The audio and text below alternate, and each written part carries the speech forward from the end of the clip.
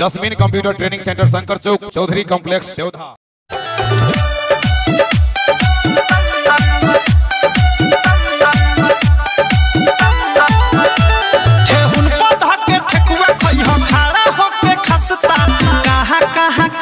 मिली सुन ल बेवस्ता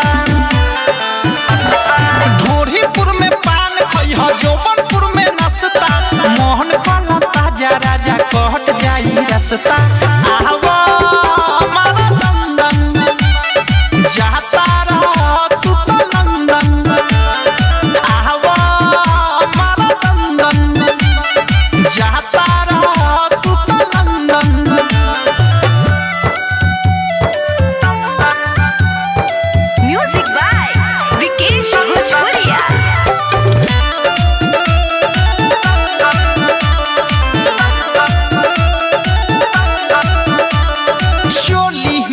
बोली ना बोली हो लहंगा नगर बा पीछे में गलिया गली में मलिया सा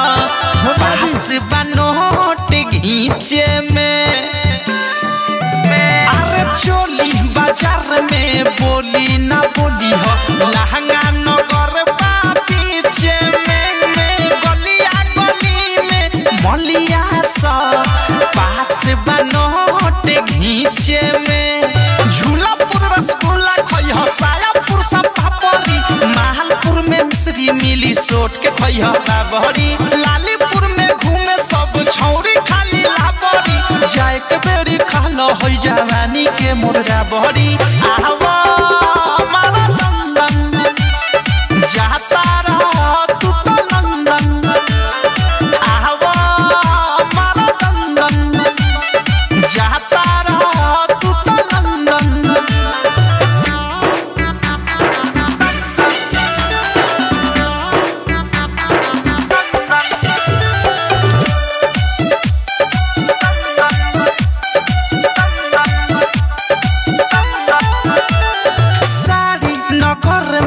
गाड़ी न जइह कमर नगर न तो छूट जाई जांग नगर में धांग के मारी ए राजा मुहराउर फूट जाई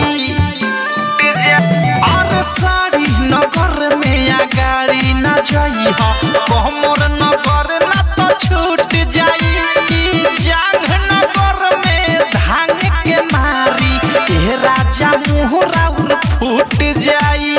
पेट नगर में लेट न करिह लोगों के ढीठ बा आगापुर से पाछा अइब चौक एगो पीठ बा राइतो ठारू अवधेश फरियाद जदी चीत बा चुमा लेके देखई मिठाइयों से मीठ बा आवा हमारा लंदन जाता रह तू तो लंदन आवा हमारा लंदन जाता Jasmine computer training centre Shankar Chowk Chaudhary complex सेवधा।